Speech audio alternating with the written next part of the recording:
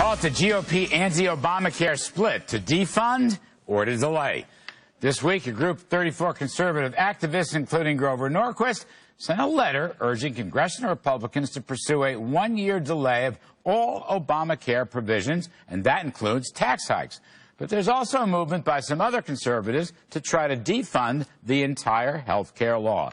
Here now is Phil Kerpen, he's president of American Commitment, which is backing the delay effort, and Dan Holler from Heritage Action for America, which is backing the defund effort. All right, Dan, let me begin with you, because as far as I know the law, and I'm reading the Congressional Research Service and what other senators are putting out, even if you defunded, the entitlements would continue under this Obamacare law, and your mission to repeal will not be accomplished.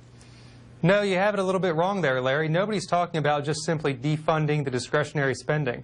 What we're talking about is attaching a legislative rider to a year-end spending bill that would say no more discretionary spending, no more entitlements spending, no more implementation, and no more enforcement. So it is a blanket defunding of the entire health care law, and it can be done. Yeah, it could be done, but Phil Kerpen, the president will never sign such a bill, and I fear that this will all run into some kind of government shutdown or debt ceiling problem or worse, and that becomes the issue, not Obamacare. Yeah, well, first of all, Larry, I signed both letters. I think you can be for defunding and also for delaying. I'm for defunding, delaying, repealing, dismantling, doing anything we can that can actually move the ball on getting rid of this terrible health care law and the millstone that's around the U.S. economy as a result of it.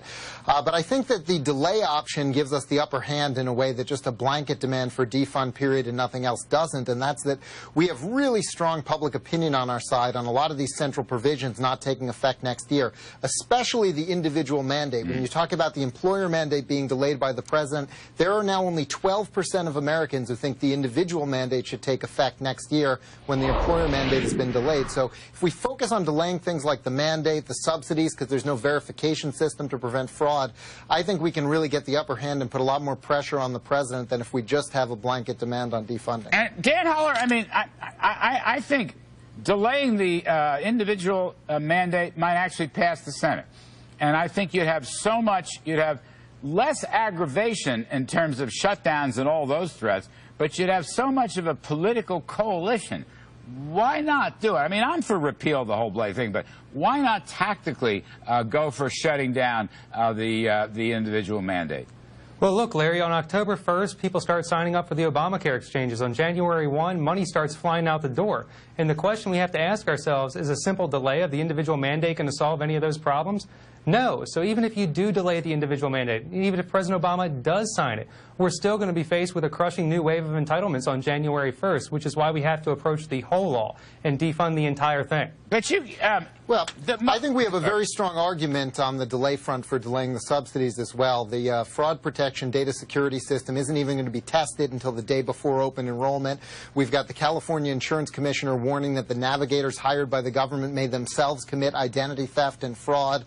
We don't have a verification system because the employers aren't reporting. It's not going to be possible to verify eligibility. And so all of the practical facts on the ground support a delay of the subsidies as well. And that's really central to our delay letter. It's not just the mandate. It's the mandate, the subsidies, and the taxes. Everything should be pushed a year.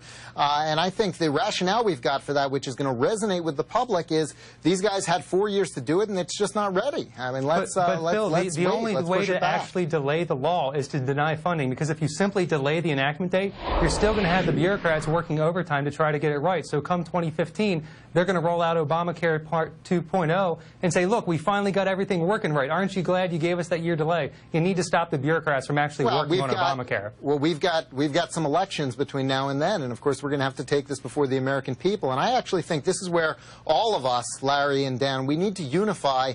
And in August, we really need to put the pressure on some of these in-cycle Senate Democrats. Go to Kay Hagan and Mary Lander and Mark Pryor and say, what are you going to do to give us some relief from this terrible law taking effect and make them have to do something? I got to jump. Thank you, gentlemen. Phil Kerpen and Dan Holler. I wish you both luck. That's it for tonight's show. I'm Larry Kudlow. Thanks for watching. I want to repeal Obamacare, too. Get rid of the whole thing. We'll be back.